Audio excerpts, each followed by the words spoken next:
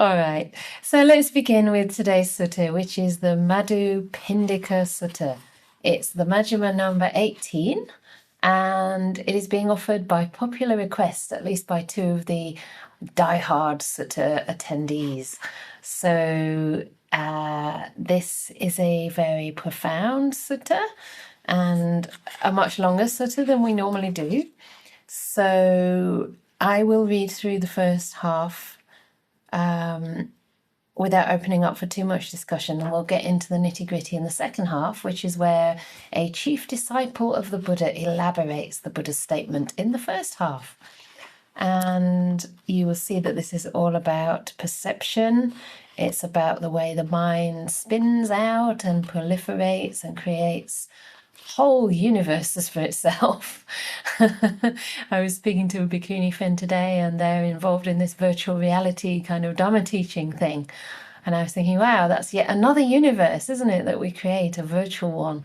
And in a way, all of our universes are kind of fabrications of our mind, of our imagination. The more that we, proliferate and spin stories, the less real, in a sense, the world we live in, or the more created it becomes. So the Buddha is talking in here about how to notice the whole process, the whole perceptual apparatus and the way that occurs, and to end our infatuation with it and come to the end of craving. So let's begin. So usually these suttas start with the phrase, "Thus have I heard," and this is the voice of Venerable Ananda, who had a very almost photographic memory. In the days of the Buddha, people would learn the suttas by heart through the oral tradition, so they would recite them again and again and remember them because they didn't have written text at that time. So he's repeating what he heard directly from the Buddha's from this situation, from the Buddha, and also the Venerable Maha Kachana, I think it is, Kachana, who was praised and esteemed by the Buddha. So, on one occasion, the Blessed One, which is the Buddha, was living in the Sakyan country at Kapilavatthu in Nigroda's park. Then, when it was morning, the Blessed One dressed, and taking his bowl and outer robe, went into Kapilavatthu for alms.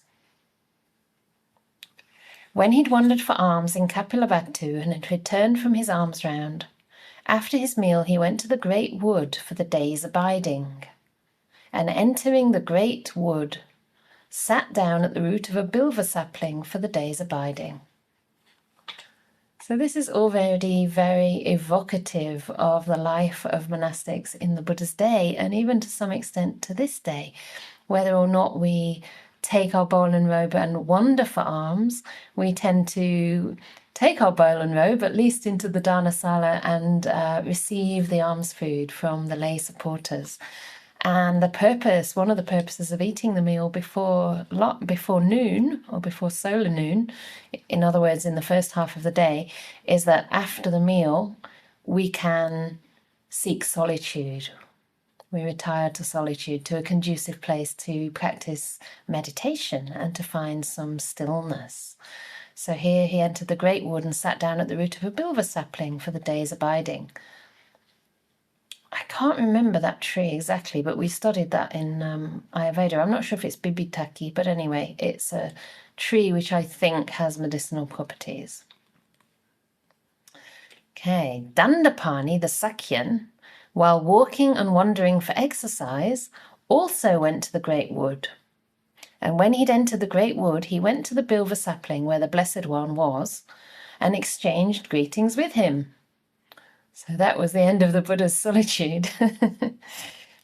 When this courteous and amiable talk was finished, he stood at one side, leaning on his stick, and asked the Blessed One, "What does the recluse assert? What does he proclaim?" And in the footnotes here, it says that that was quite an arrogant and entitled way to approach the Buddha. And it was meant to deliberately provoke the Buddha, in a sense, to engage him in an argument. And that this stick that he was walking with was basically for vanity. It was like a gold-gilded stick or gold-plated stick that he didn't really need because he wasn't very old. So he's setting this up for an argument. It's getting hot.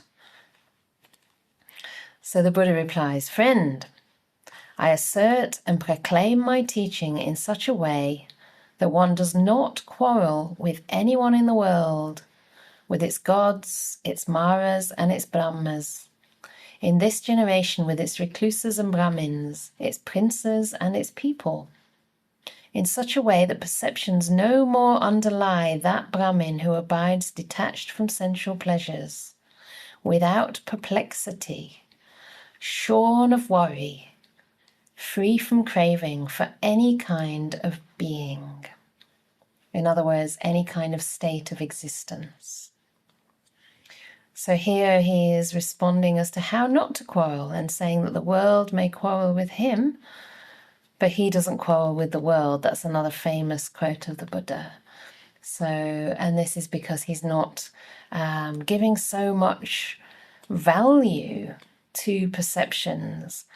And here when he says that no more underlie that Brahmin who abides detached from sensual pleasures, he means Brahmin in the sense of someone who's purified their mind. So in this case, he means himself, the Buddha. So he's saying that he's free from those perceptions that would give rise to sensual pleasures. He abides free from perplexity and worry, free from craving for any kind of existence. When this was said, Dandapani the Shakyan shook his head, wagged his tongue, and raised his eyebrows until his forehead were puckered in 3 lines. Can you do that, 3 lines? I think I get 1 big line. Then he departed, leaning on his stick. So he swaggered off with his stick. Then, when it was evening, the Blessed One arose from meditation and went to Nigroda's park, where he sat down on a seat made ready for him and told the bhikkhus, the monks or the monastic community, maybe lay people too, what had taken place. Then a certain monastic asked the Blessed One, "But Venerable Sir, how does the Blessed One assert and proclaim his teaching in such a way that he does not quarrel with anyone in the world, with its gods, its maras, its brahmas, in this generation with its recluses and brahmins, its princes and its people? And how, Venerable Sir, how is it that perceptions no more underlie the Blessed One, that Brahmin who abides detached from sensual pleasures, without perplexity, shorn of worry, free from craving for any kind of being?" Do we want to know this? Would you like to be free from any kind of worry and detached from sensual pleasures, free from any kind of craving? Does that sound appealing? You don't have to say yes. Sometimes we say yes, but actually we don't really want to be free from craving. We still enjoy craving, right? We're still addicted to that. But still, that sounds pretty cool. So then the Blessed One answers, "Monastics, as to the source through which perceptions and notions born of mental proliferation beset a person, if nothing is found there to delight in, welcome and hold to, this is the end of the underlying tendency to lust, of the underlying tendency to aversion, of the underlying tendency to views, of the underlying tendency to doubt, of the underlying tendency to conceit, of the underlying tendency to desire for being, or in other words, existence, of the underlying tendency to delusion." I'm going to translate ignorance here as delusion. "This is the end of resorting to rods and weapons, of quarrels, brawls, disputes, recrimination, malicious words, and false speech. Here, these evil, unwholesome states cease without remainder." Whew. This is very timely to hear, isn't it? Because there's so much of this happening in the world, on social media, in the news, in real life, probably on virtual reality. I don't know. Maybe virtual reality is more peaceful. I hope so. I hope nobody would actually intentionally create a virtual reality that was so fraught with conflict, but then that's what we're doing in the world. It's crazy. So when there's no more desire, in other words, coming from a sense of self, then this is the end of resorting to quarrels. And these things cease without remainder. So I just had a little look in the footnotes, and this idea of perceptions and notions born of proliferation is a translation of a term papancha sanya sankar. So papancha literally means kind of proliferation. So it's really the way we imagine and build on bare information that we receive at any one of the senses. It goes beyond the bare experience and into the realm of thoughts, concepts, ideas, and then all the kind of procrastination around that. You know, I like the word papancha because it sounds kind of like what we do, papancha, pancha, pancha, just chattering on and on and on. And then perception. Notions arisen from proliferation, a proliferation of perception, I think it is. So it means kind of what we create from that, the notions that we create from seeing things and then basically making much of them, making more of them, twisting and bending them to suit often what we want to believe, what we want to see, yeah, not how things really are. And of course, often we think that our perception is really true. The way we perceive it is the way it is, right? We really buy into that. And this is where quarrels happen. I mean, just recently, you must have heard of the absolutely horrendous news of, what was her name? Renee Nicole Good in America, and the quarrels and brawls and disputes around the same video footage. If you want to believe that, you know, she deserved to be shot, then you'll read it one way and you'll see that ICE officer as simply doing their job, you know, under threat or actually endangered in some way by her peaceful protest. Other people watch the same footage and say, clearly there was no threat. The wheels were turned to the right and nowhere near that officer. She was actually trying to get away. It was a moment of confusion. She was there as an ally, as a, you know, a protective force to the horrible totalitarian behavior of these, I don't know what you call them. They're not lawful people. So this is an example of perception, creating a completely different story and then ending up in rules and disputes and even more cruelty, even more conflict in this world. So this is what the Blessed One said. Having said this, the Sublime One rose from his seat and went into his dwelling. So that's his teaching in brief. Then, soon after the Blessed One has gone, the monastics considered, now, friends, the Blessed One has risen from his seat and gone into his dwelling, after giving a summary and brief, without expounding the detailed meaning. Now, who will expound this in detail? Then they considered, the Venerable Maha Kachana was praised by the teacher and esteemed by his wise companions in the holy life. He's capable of expounding the detailed meaning. Suppose we went to him and asked him the meaning of this. Then the monastics went to the Venerable Maha Kachana and exchanged greetings with him. When this courteous and amiable talk was finished, they sat down to one side and told him what had taken place, adding, let the Venerable Maha Kachana expound it to us. So you're not the only ones confused and wanting a bit more explanation here. The Venerable Maha Kachana replied, friends, it is as though a person needing heartwood, seeking heartwood, wandering in search of heartwood, thought that heartwood should be sought for among the branches and leaves of a great tree standing possessed of heartwood, after he'd passed over the root and the trunk. And so it is with you, Venerable says, that you think I should be asked about the meaning of this after you pass the Blessed One by while you are face to face with the teacher. For knowing, the Blessed One knows. Seeing, he sees. He is vision, he is knowledge, he is the Dhamma. He is the Holy One, the slayer, proclaimer, elucidator of meaning, the giver of, I'm going to translate deathless as no more dying. Isn't that radical? It's not a state. The Lord of the Dhamma, the Tathagata. The Tathagata means one who is thus gone. In other words, the Buddha. It's just an epithet for the Buddha. That was the time when you should have asked the Blessed One the meaning. As he told you, so you should have remembered it. And here he's being very humble because the Venerable Maha Kachana, as we've said, is highly qualified to be able to elucidate the meaning. And he himself was fully enlightened too. So his wisdom was perfected. He had the wisdom of an arahat.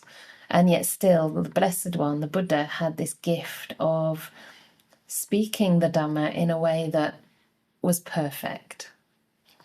So then the monks and nuns say to him, surely, friend Kachana, knowing the Blessed One knows, seeing he sees, he is vision, etc., etc. He is knowledge, he is the Dhamma, he is the Holy One, the slayer, proclaimer, elucidator of meaning, Lord of the Dhamma, the Tathagata.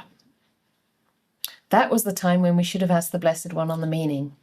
As he told us, so we should have remembered it. And yet the Venerable Maha Kachana is praised by the teacher and esteemed by his wise companions in the holy life.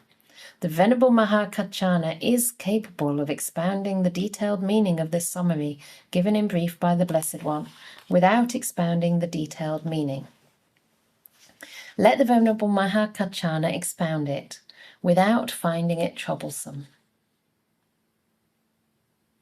Then listen, friends, and attend closely to what I shall say.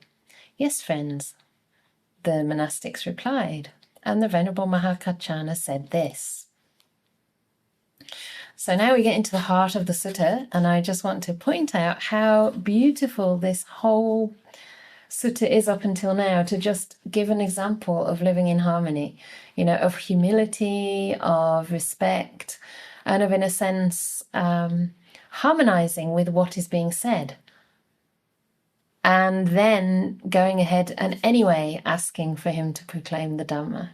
So they didn't just say, no, we did the right thing, we wanted to ask you, not the Buddha.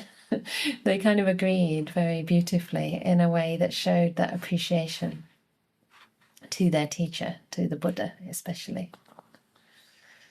So this is what the Venerable Maha Kachana now expounds. Friends, when the Blessed One rose from his seat and went into his dwelling, after giving a summary and brief without expounding the detailed meaning, that is, bhikkhus, as to the source through which perceptions and notions born of mental proliferation beset a person, if nothing is found there to delight in, welcome, and hold to, this is the end of the underlying tendency to lust, of the underlying tendency to aversion, the underlying tendency to views, to doubt, to conceit, to desire for being, to delusion, and the end of resorting to rods and weapons, quarrels, brawls, disputes, recrimination, malicious words, and false speech. Here these unwholesome, evil states cease without remainder. I understand the detailed meaning of it to be as follows. So how does this whole process work? I can see there are some messages in the chat, so I'm just going to come to those to make sure things are clear till now. The name of the sutta that's been added. Who wrote the suttas? How has it been preserved for many centuries? So the suttas were first written down on palm leaves in Sri Lanka, and I forget the exact date, but do you know the exact date? Ish? I mean, we don't know the exact date, obviously. The first time they were redacted, which means recited and kind of gone through, was shortly after the Buddha's passing by a group of 500 fully enlightened people, which just means a big amount of monastics. And then there was another Sangha council, they call them, I think about 200 years later, wasn't it, in the time of Asoka? I think so. Yeah. And so this would happen again and again, and at some point there, they were written down on palm leaves in Sinhala in Sri Lanka. And the councils have continued. The last one was in the 50s, I think. And my first teacher, S.N. Goenka, was actually attending that, along with many other very famous Burmese monks and reputed teachers of that day. Excellent. Somebody's gone into the website to find out the exact. Okay, first committed to palm leaves around the 1st century BCE, about 400 to 500 years after the Buddha's death. And then somebody else says 30 BC in Sri Lanka. So I don't know. Yeah, there's a big difference there, right? So we can't know exactly, but yeah, Imatale Alu Vihare in Sri Lanka. Excellent. 30 BC? I wonder what actual date that is. I can't really get that in my head. Anyway, so these are very authentic. There's a lovely book called The Authenticity of the Buddhist Texts by Ajahn Brahmali and Bhante Sujato, which was published in Oxford, actually, I think by the Buddhist Mindfulness something. I forget exactly the organisation, but if you look it up online, you can download it for free, and it's very accessible and reader-friendly. And it talks about how we can authenticate these suttas to show that basically the most plausible explanation is that they were written by the same person, they were spoken by the same person, and a very, very special person that can be placed in time and in history. And that person is basically the historical Buddha. So there's a very, very high correlation. And also, these suttas were preserved in Pali, but also in was it Sanskrit in China? I'm not quite sure. Or was it Chinese?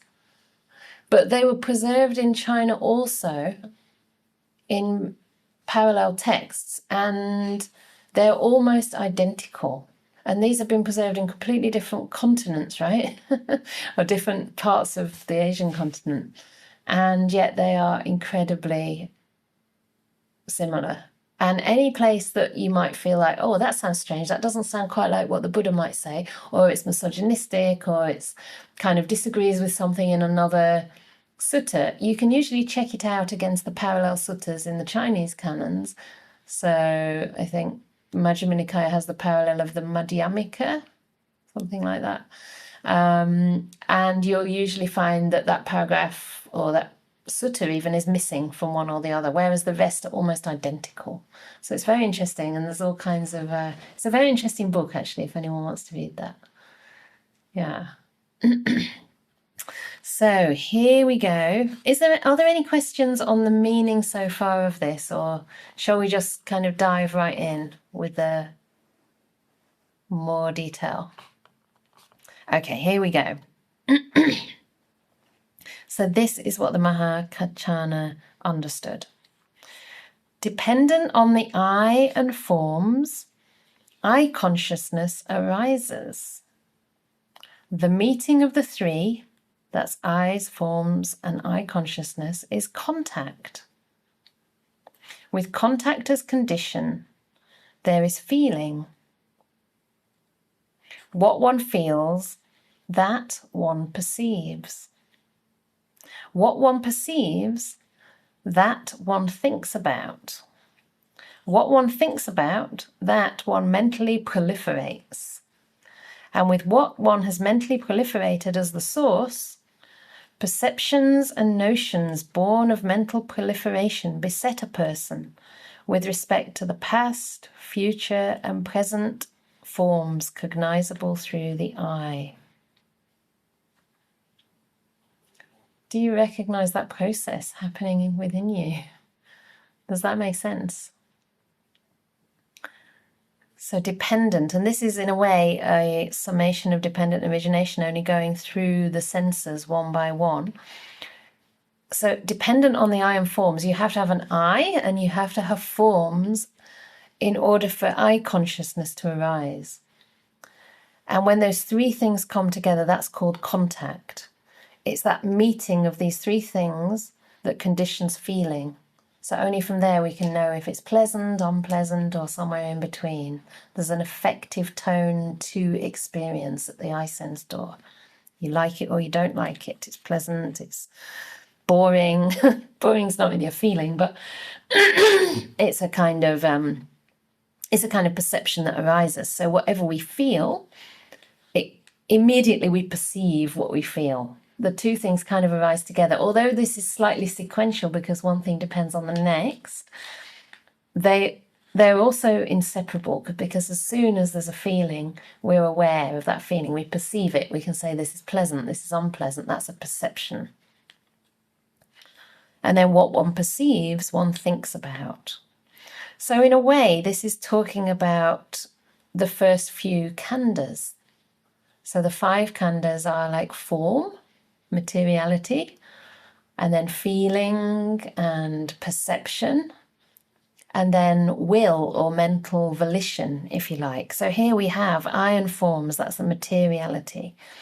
I consciousness is already there, and the contact, and then that contact conditions feeling, the second of the khandas, of the aspects of existence.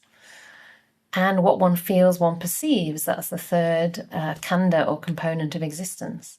And what one perceives, one thinks about. So it's that moving from bare feeling and perception to starting to think. That's the active part of the mind. And that is very similar to sankhara, to the volition or the reactivity of the mind.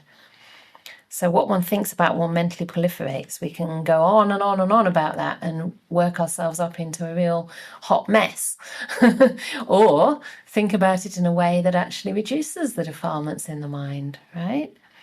But it's basically that thinking that's adding a lot to the bare experience of the sensory apparatus. So we mentally proliferate that. And with that proliferation, perceptions and notions born of proliferation arise. So that's additional perceptions, right? This person shouldn't have done that. That was really wrong. And then you start perceiving them as a terrible person or as something to be afraid of. And then notions, it becomes more and more solid, more and more kind of consolidated in the mind. And we try to make things very fixed. And then we get these notions with respect to the past, future, and present forms cognizable through the I. So we might remember things in the past that remind us of the same. We might start to project into the future that same notion that you have, say, about a person is going to come up again later. You're going to see them again, or they're going to be even more angry and obnoxious next time. And present forms as well, cognizable through the I. And then this goes for all of the senses. So we have eye, ear, nose, taste, touch, and also mind consciousness. So dependent on the ear and sounds, sound consciousness arises, or ear consciousness arises. The meeting of the three is contact. With contact as condition, there's feeling. What one feels, one perceives. What one perceives, that one thinks about. What one thinks about, that one mentally proliferates. With what one has mentally proliferated as the source, perceptions and notions born of mental proliferation beset a person with respect to the past, future, and present sounds cognizable through the ear. The same with dependent on the nose, odors arise. Dependent on the tongue, flavors. Dependent on the nose and odors, nose consciousness arises. Dependent on the tongue and flavors, tongue consciousness arises, etc. Dependent on the body intangibles, body consciousness arises. And the last one I'll read in full again. Dependent on the mind and mind objects, mind consciousness arises. If anybody tries to tell you in the Dhamma, in Buddhism, that mind consciousness is who you are, or mind consciousness is somehow the unconditioned itself, refer them to this, or any other part of the Nidana Samyutta in the Samyutta Nikaya. Here is saying dependent on the mind and mind objects, mind consciousness arises. So it's dependent, it's dependently arisen. The meeting of the three is contact. With contact as condition, there is feeling. So if there's no contact, also there's no feeling at the mind door, there's no experience, in other words. Ajahn Brahm actually translates feeling these days as experience. We can only experience what we actually feel, right? So feeling is direct experience. Anything else is conceptual, really. It doesn't really exist for us, right? Until we feel it and then perceive that we feel it. So what one feels, that one perceives. What one perceives, that one thinks about. And a lot of this thought is about, actually mostly about the five senses. It's mostly about the five senses, isn't it? A lot of our thinking is about sights, sounds, smells, tastes and touches that we've had in the past, or that we want to be having now, or wish we weren't having now, or that we'd like to have in the future.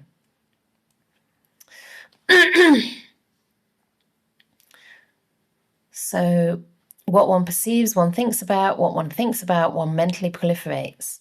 With what one has mentally proliferated as the source, perceptions and notions born of mental proliferation beset a person with respect to past, future and present mind objects, cognizable through the mind.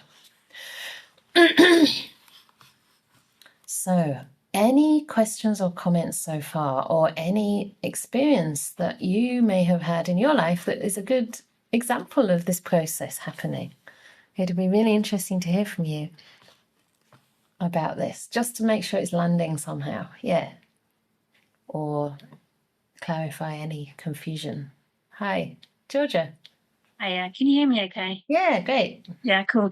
Thank you for that. Yeah, I think on a personal level with this, I found it really useful with things like illness, Yeah, and the sensations of pain and not feeling well. Where I struggle with it is in more of a global sense. yeah, Just in the sense that I think there are a lot of people who have to kind of quarrel with the world to get their basic needs met. absolutely. So how do we navigate these kind of systems of oppression that we're all living in without, in a wise way, like Yeah, with these teachings in mind, but without like increasing harm, if that makes sense of the question? yeah, great. Thank you so much for that. It's so important. And I think it's great that more and more people are thinking about the global situation that we're in. We can't really shut that out. It's impossible. I mean, we're global citizens with a responsibility, to our fellow human beings and animals as well. And I think the trick really is not in not having disagreements. It's really about where we're coming from. It's about those underlying tendencies that we talked about in the beginning. That the thing that creates these quarrels is the underlying tendencies. First of all, delighting in, welcoming and holding on to certain types of perceptions, certain types of proliferation, certain types of feelings, right? We hold on to them. In other words, there's craving. We don't want things to be that way. We want things to be a different way, which is understandable. But if that is leading to, delighting in some things, welcoming to them, holding on to them, it doesn't say pushing them away or not delighting in them, but in a way it's the same thing. We sometimes delight and hold on to anger too, or to thoughts of injustice, or thoughts that actually feel true and maybe are true, but it can move into kind of a sense of moral indignation that's not allowing our minds to stay calm enough to see clearly what needs to be done. So when we're clinging to these things, that creates this tendency to lust, and then also to aversion, and then to views. And views is already where we start to think, isn't it? This person shouldn't have done that. I think it should be this way, not that way. Of the underlying tendency to doubt, to conceit, to desire for being, tendency to delusion. And this leads to the rods and weapons, the quarrels, brawls, disputes, etc., etc. So I think this is actually pointing us to just staying with our experience and not allowing the mind to start being driven by greed, hate, and delusion, but remaining kind of clear in ourselves and then able to act from a place that is more objective, if you like. I don't think there's ever any, suttas in the teachings where the Buddha's saying, just accept things the way they are. Actually, he doesn't really talk that way. He approaches people quite firmly sometimes and says things like, you stupid person, you foolish person, how could you think that the Buddha teaches this way when actually he's teaching another way? So I think the Buddha's all about overcoming the suffering in ourselves and the way that we view things that creates extra suffering and leads us to act from a place of greed and aversion rather than a place of, what could we say? You could call it fierce compassion, but ethical compassion. So often the Brahma Viharas are sort of overlooked as sources of energy that lead to action. And we think we have to feel angry or we have to feel, the pain of the world to such an extent that we're kind of feeling it with the others. And sometimes we allow ourselves to get overwhelmed, but that's not really the purpose of empathy. The purpose of empathy to me is to understand that people are suffering and to genuinely feel that you want to help them, but then to transform that empathy into compassion, into an actual ability to do something to alleviate their suffering. And I think as long as we're just mentally proliferating, we're not actually acting. We're just wearing ourselves out. Does that make sense? I mean, it's a big question that deserves a whole Dhamma talk, really. But, yeah. Thanks.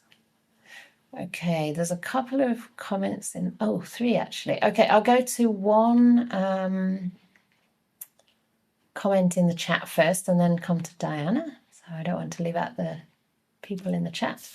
What does mind consciousness mean? So it just means it just means the capacity to be aware of things mentally, I think. Mind consciousness is being aware of what you know. So in a sense, mind consciousness can be aware of what you ate, right? Or of what you smelt, but only afterwards. So one of the difficulties with understanding the impermanence of mind consciousness is that it seems to be there all the time, because you taste something and then you know that you've tasted it and you think that you're aware while you're tasting it. But in fact, this process is happening so quickly that you taste something, then then the mind knows that it tasted something. Then you smell something and the mind knows that you smelt something. So it's the knowing part of consciousness, but it's different from the other 5 senses. So that's why these 6 are described separately. So Ajahn Brahm has this thing called the fruit salad simile. And it's like you have, say, the nose is a banana, the ear is an apple. I don't know what the tongue is. It could be a mango or something. And then the mind is a coconut. And so you have this mango, then you have a coconut, then you have a banana, then a coconut. And then you might have like 2 apples and then a coconut, something like this. So the consciousnesses are all coming and going at different times. They're not actually joined up, so to speak, but because the mind consciousness has some kind of similarity to it, because it knows what's happening, we sometimes think it's always there and it's kind of in the background, just waiting to receive input from the other senses. In fact, they're all coming and going all the time. But that would take very deep meditation and the ability to see things at such an incredible speed to be able to pick that up. So sometimes the simile is given of like grains of sand on the beach, that from a distance it looks like just one sheet. It looks like something that's, doesn't have any gaps. But when you get closer, you see that it's actually all separate grains.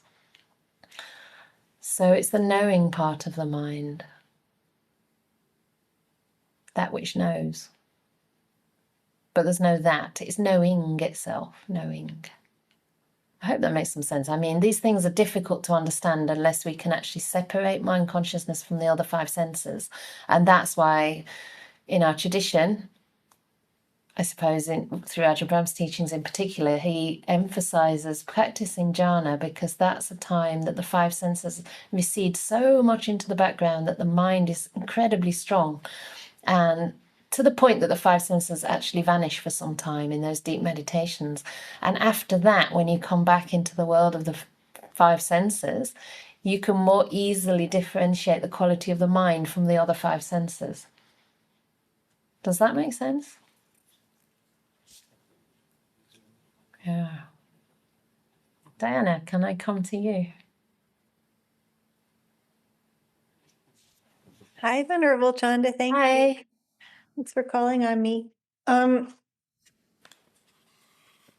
just thinking about the previous question about how can we have these difficult conversations with people when we don't agree, and maybe we don't need to have those conversations if we're just going to be arguing, because the point of a conversation is to be productive. So if the goal is, let's see how each other thinks about this and see if we can find some common ground, versus just, I think this, it's kind of creating divisiveness, which is antithetical to right speech. And if it's someone you are involved with, like a family member or a friend who you have a relationship apart from this issue, I don't know if it makes sense to make that issue be the central focus, or even make the whole relationship dependent on that. I don't know. Yeah. I think you've got a good point. And in a way, the Buddha gives this guidance, right, for right speech, and speech that the first one actually is speech that is beneficial, right? So it can be true, but not beneficial. And then he says, better not to speak it. You can, but do it very carefully. So speech that is true and beneficial and spoken from a mind of loving kindness and gentle and timely is the best. Yeah, timely. And timely is really important. And sometimes timely might mean putting it, like you say, not in the front and center, but just maybe putting a small amount of feedback among a lot of conversation that actually builds people up. Like, for example, in this, when, it wasn't about conflict, but I still like it, the way that in this sutta, the Venerable Maha Kachana says, why didn't you ask the Blessed One, basically, when he was here? Why did you come to me? It's like going to the twigs and the leaves when you've got the heartwood. And they didn't say, oh, well, that's because, they just said, yes, we went, why didn't we go to the Buddha why didn't we come to you when we could have gone to the Buddha? And they repeat the whole thing. And then they say, but we came to you because, of your capacity to expand the Dhamma. So that's a way of actually agreeing, first of all, right? So finding that common ground and then putting things in a way that makes a person feel valued. So I think you're right. And I think with the situation in the world at the moment, it's difficult to get into conversations with people who've already landed on a very particular view. And especially if that view is going to, sometimes when you challenge a person's view, they hold on to it even more tightly. They feel even more defensive. So I actually think one of the best things we can do is just act.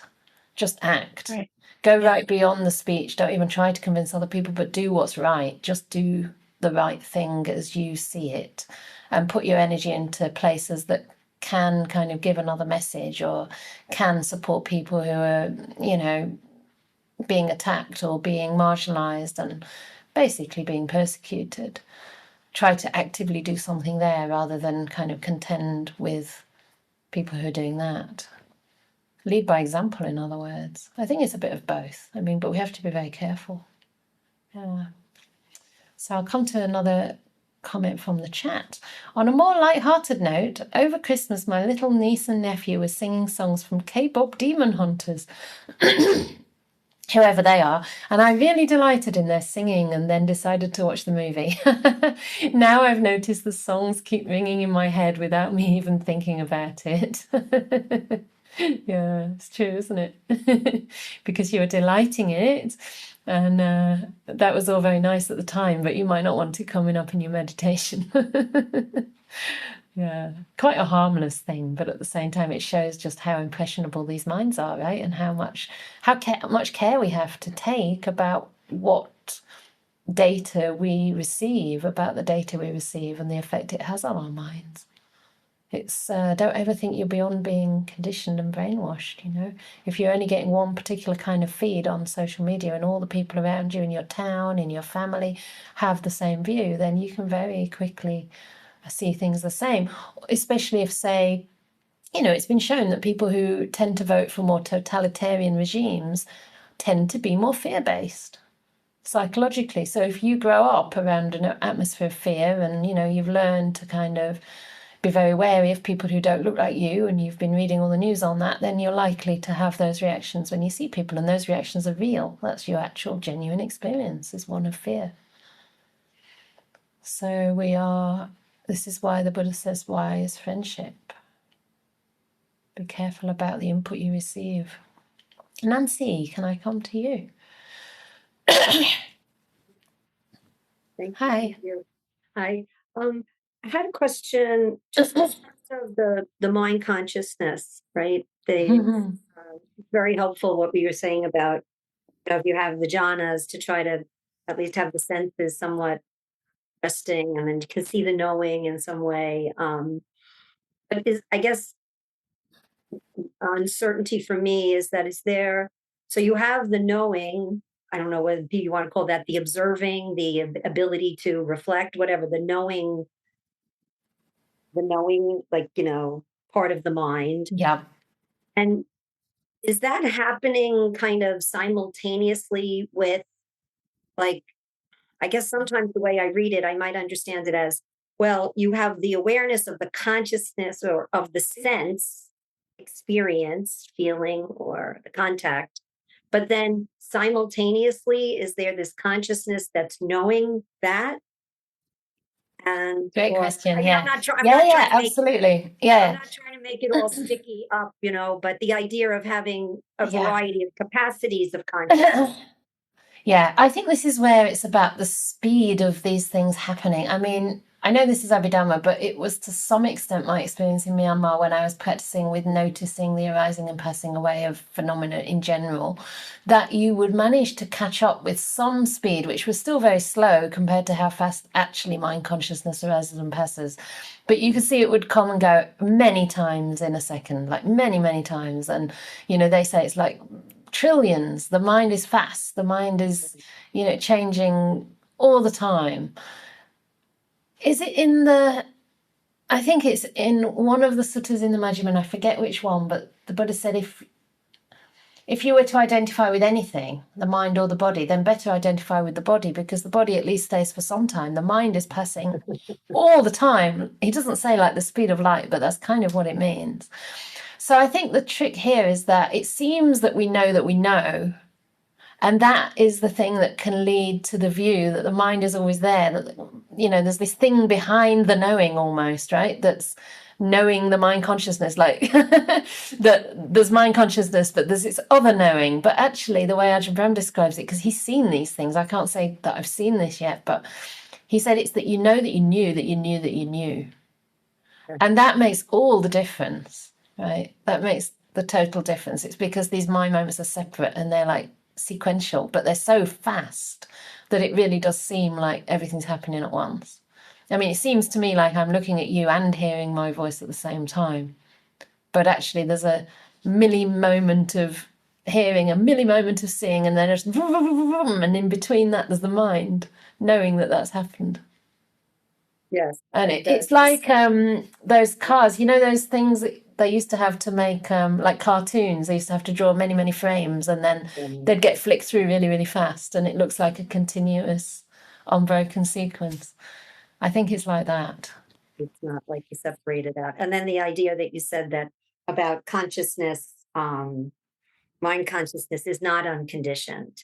Right. It's absolutely conditioned. There are people I know that do say that there is the unconditioned, unformed, unborn component of, which I think is, however that understanding is for people that believe that there is some kind of, that's nibbana or that's something else that's like, but put that with consciousness is, anyway, be that as it is. Yeah, absolutely. And I mean, it's normal, isn't it, that our understanding of these things refines over time and through our practice.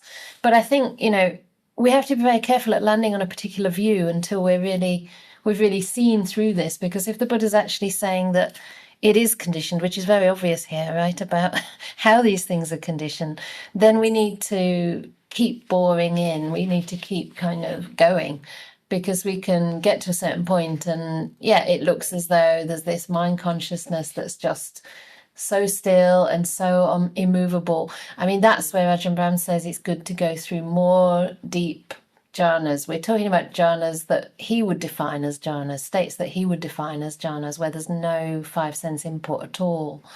So, and then you have this, what he sometimes calls pure mind consciousness, but not in a sense that it's permanent, but just mind consciousness without the impingement of the other senses. And then that will change through the jhanas. The quality of that mind consciousness will change through the jhanas. So in other words, part of mind consciousness starts to disappear. So the first one, PT, then the second one, there's the PT starts, I think the PT is gone in the third, isn't it? I forget now.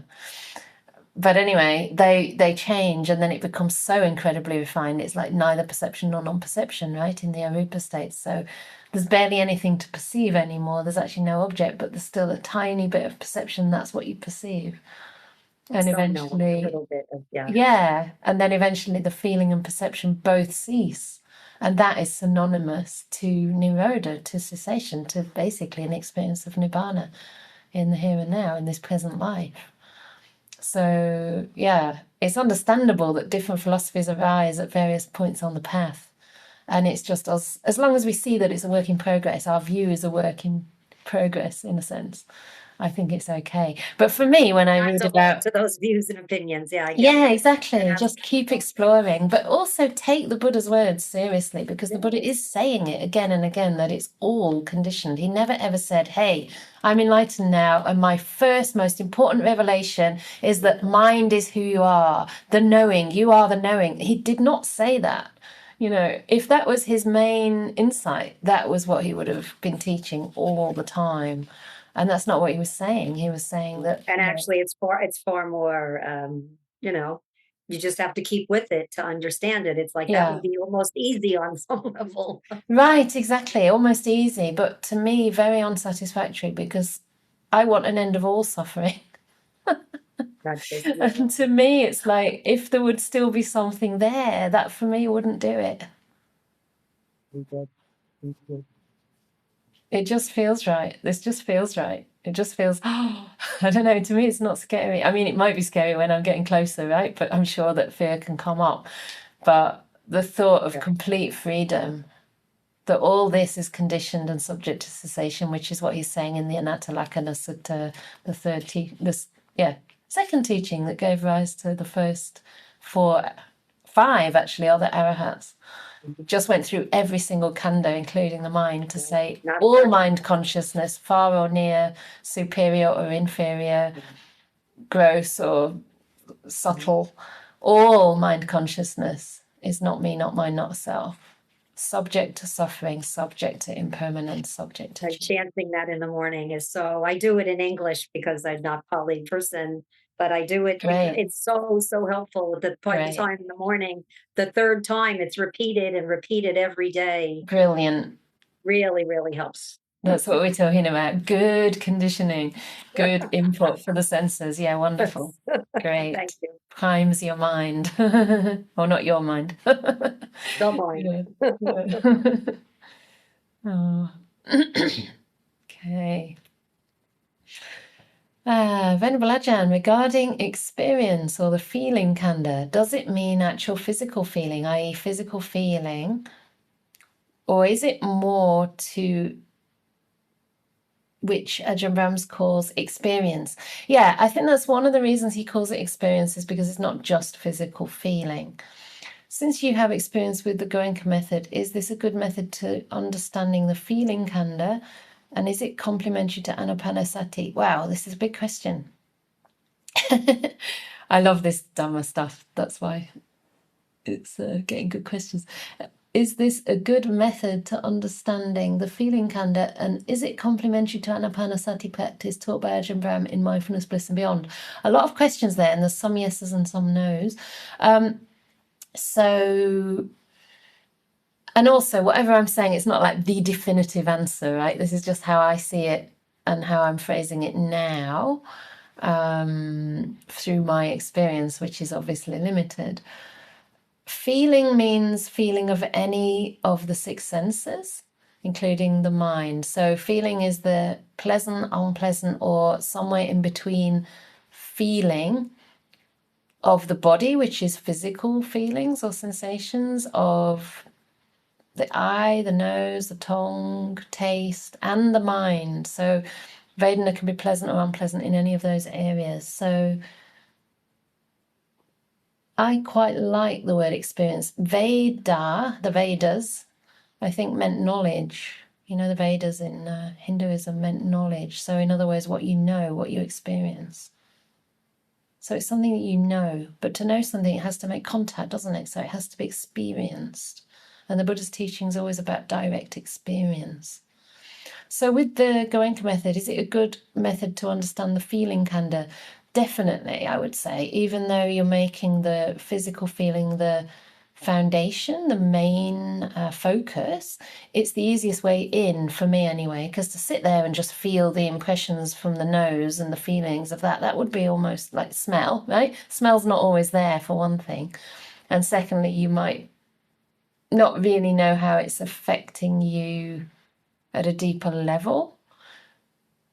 But by being with your physical feelings, you can even start to experience how sights and sounds and smells affect those feelings in your body. And you realize you're not really reacting to the objects outside, you're reacting to the way they make you feel.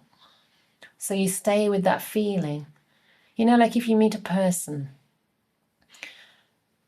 it's not really that you don't like the look of them. It's more that when you see their face, for example, or when you see a beautiful person, you think, oh, that's a beautiful person.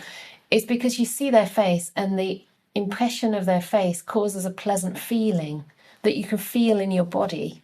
And that's much more tangible and easy to get in touch with than this kind of abstract idea of their face. That's more like conceptual. Does that make sense? There's actually a flow of physical feelings that goes along with all the sensory input. So it's quite helpful to work with the body. And then, of course, you start experiencing, I mean, the feeling Canda is a mental Canda. So the feeling itself is something that happens in the mind.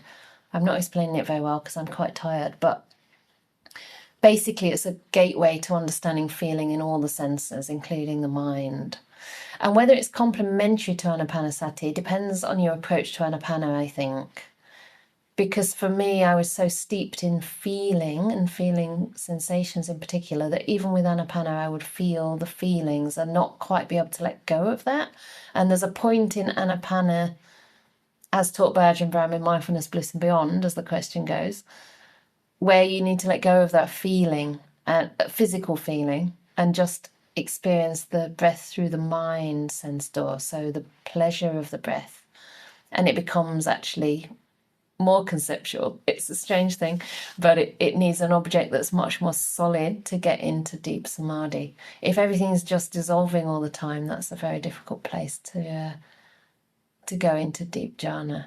So observing the sensations of the breath tends to take you more on a wisdom insight path, where everything's dissolving and you're seeing the impermanence, allowing the breath to become very stable, very kind of peaceful, and getting more and more in touch with like a steady feeling that stays the same, is more slightly more fabricated, but it's a more stable object to go into samadhi states.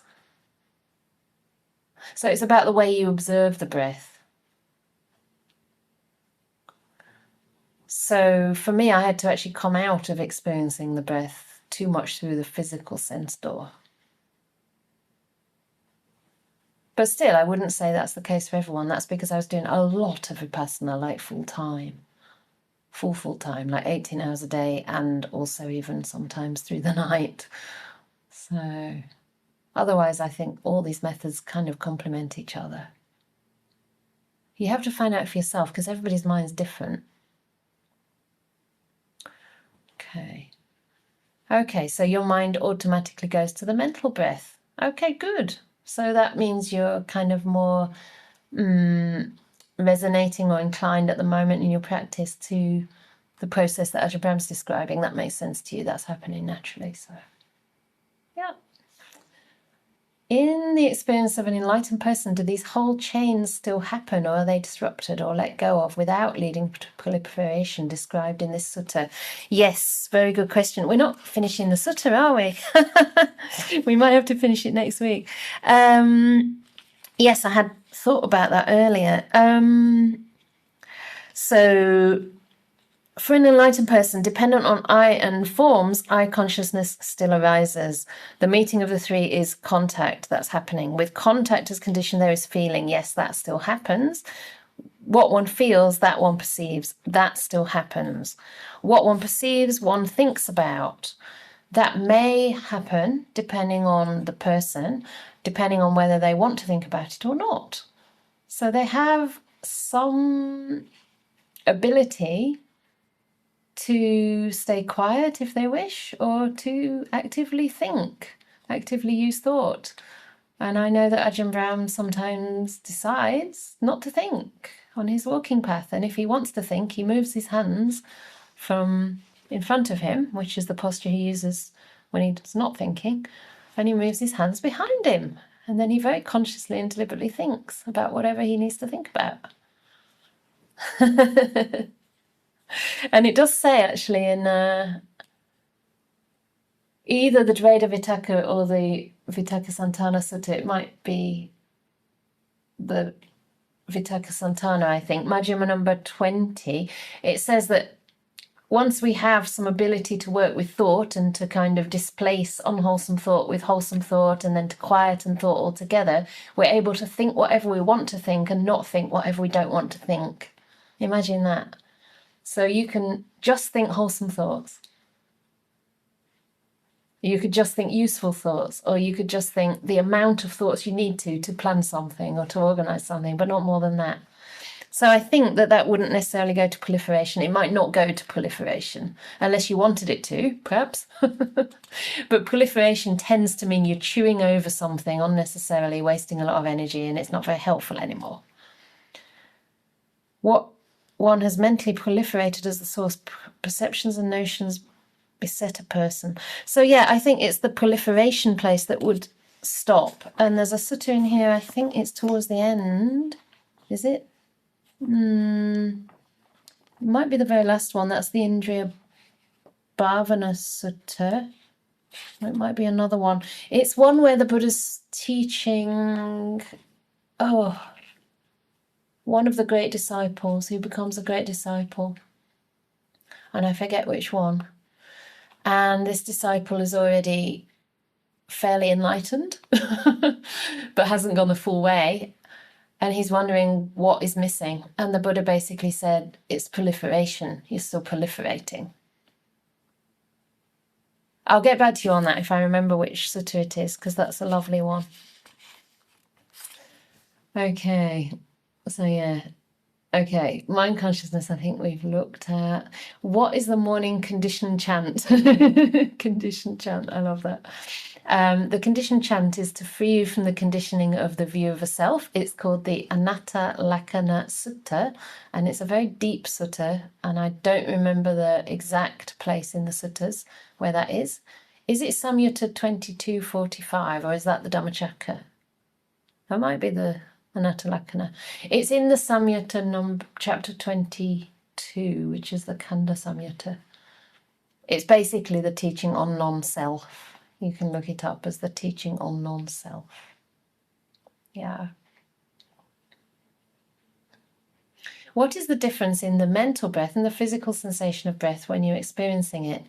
So the physical sensation tends to be focused on just that, physical sensation. There's a physicality, there's a kind of, you can feel the impermanence sometimes, you can feel the heat, the coldness, etc. Mental breath is exactly the same breath, but you're starting to lose the physical sensation, and you're starting to, basically the mental energy and joy is building to the point that it kind of subsumes the physical feeling of the breath. The physical feeling is still there, but the joy in the mind starts to become so strong that the breath starts to look really beautiful, really soft, or really bright, or even joyful, very stable, and you start perceiving it more through the mind. So that's the time when it can start to just be experienced as bliss, or it can start to be experienced as a mental nimitta, like light or brightness. And people then think they've lost the breath, but actually you're just experiencing breath through a different sense door.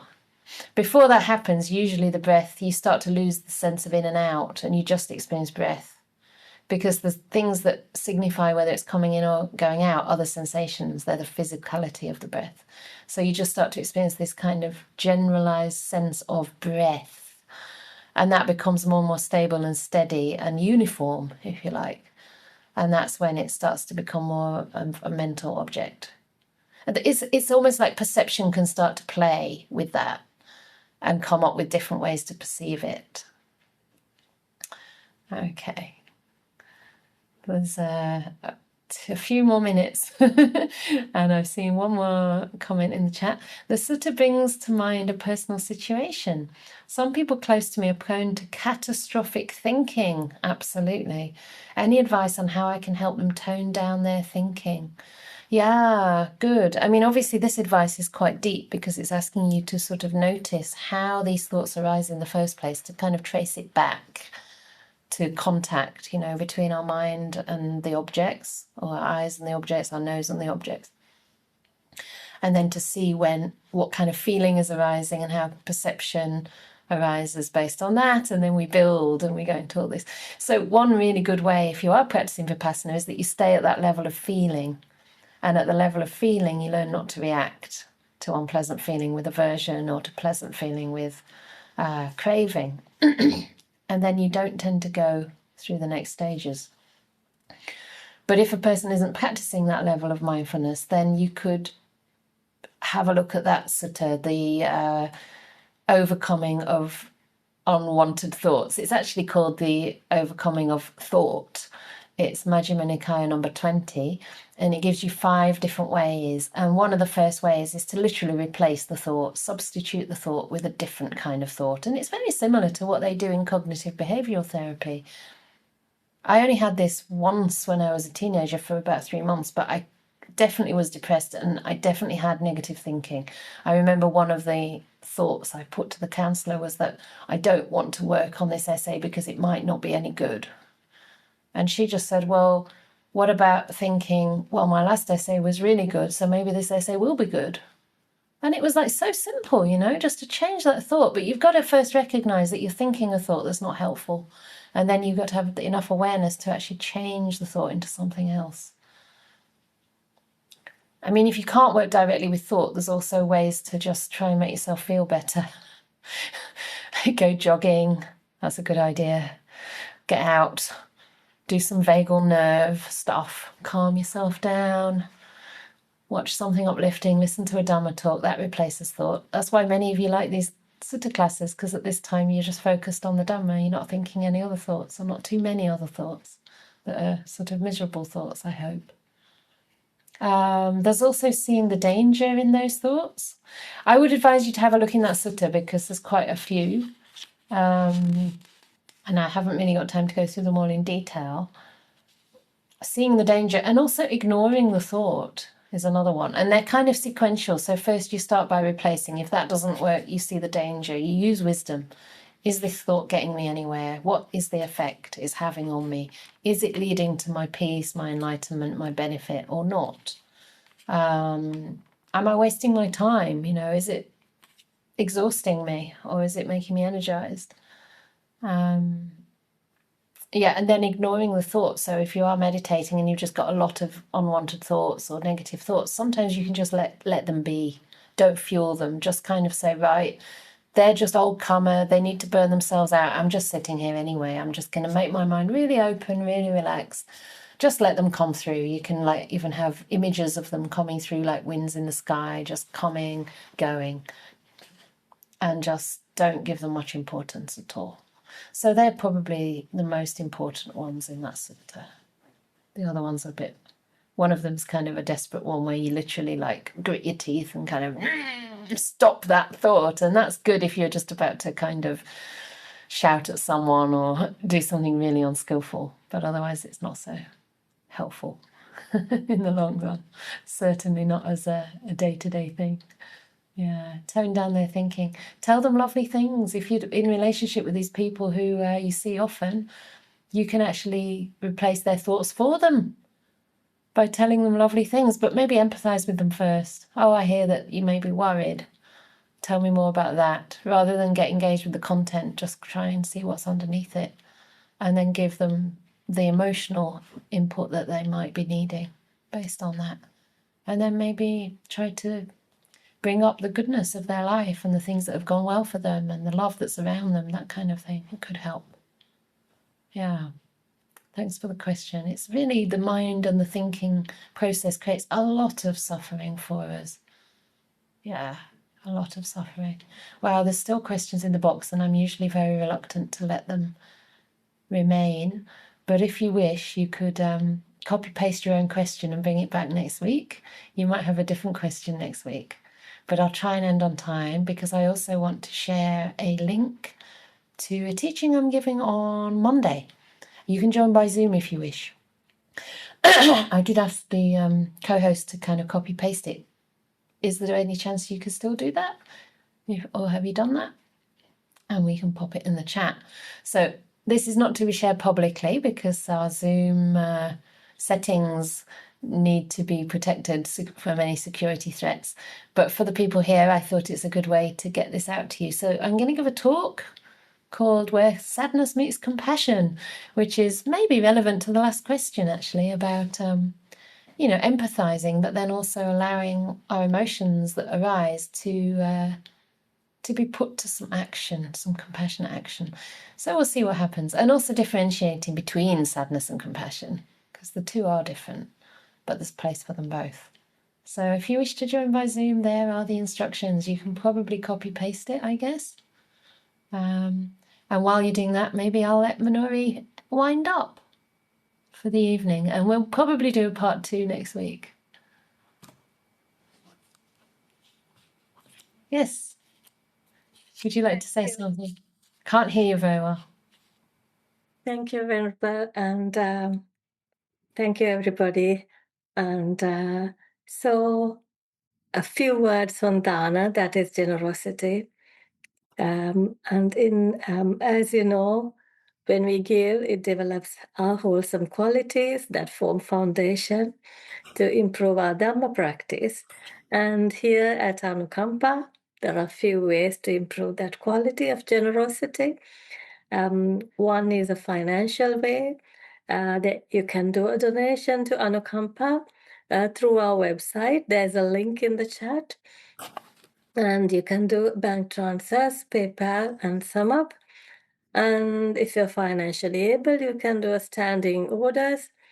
And other than the finances, you can drop in and do a food donation, dana, hot food where the venerables can have for lunch. And for that, you have to check the timetable in the website. Email team@anukampaproject.org and organize a date, and they will let you know more details on that. If it is not possible for you to do a dana of hot food, there are different ways like supermarket deliveries and remote deliveries as well. And then there is volunteering available as well, depending on your the task that you can do and the times available. So there's a lot of things that we can do as a dana, not only finances. And thank you again, Venerable, and thank you all of you for staying here and being part of this lovely talk. Thank you. Thanks, Minori. I have to say, at the moment, we're being so well fed. It's just so touching. It's really touching. We have a freezer full, actually, of food, don't we? And also, there's been a couple of people delivering. There's this kind of company who do food that suits my condition, and someone offered like 3 full boxes of it, and we've got a full freezer. So yeah, some things we actually don't really need at the moment. We always need supermarket shopping, I guess. Yeah, that's something that on a roster could be really good. But yeah, I just want to express gratitude really for how well we're supported, because although I know we've got a very international community and it's hard for many of you to get up to the monastery in person, we do receive a lot of sustenance, and part of that sustenance is meeting on these sessions and talking about the Dhamma at quite some depth. So I hope that was interesting and yeah, not too deep, not too shallow, but just enough food for thought that it doesn't go into proliferation. And hopefully next week. Shall we continue with part 2 next week, or would you just like to read it yourselves? Or, yeah, just right. Excellent. So who would like to do that again and finish it properly next week? Okay, I think that's most. So we'll do that, and we can always elaborate on, side issues like ways to overcome thinking and all that sort of thing. So for me, I think tomorrow there is a metta meditation, 9 a.m. UK time. And then, as I say, there's a talk on Monday that you're welcome to join via Zoom. It goes on for 2 hours, but if you don't have time to stay, that's fine. You can always just vanish, do the art of disappearing. And then what else? Well, there is a retreat actually on the 24th of January for Oxford Insight. You can also join that by Zoom, and that's on shared values and kindful speech. And there's loads of stuff. Today we managed to book a venue for Vesak. So we're going to have like a day retreat, but a community day as well. So we can talk a bit and eat together and have some discussion together as a community and do some meditation on the 30th of May, if you want to put that one down in your diary. And we might be able to even Zoom Ajahn Brahmin if we're lucky, but I'm not sure because it depends on his timetable. But you'll have me anyway, and Samaneri Upachala, who is right there. You want to wave goodbye? So we will let you go, and thank you so much for your wonderful spiritual friendship.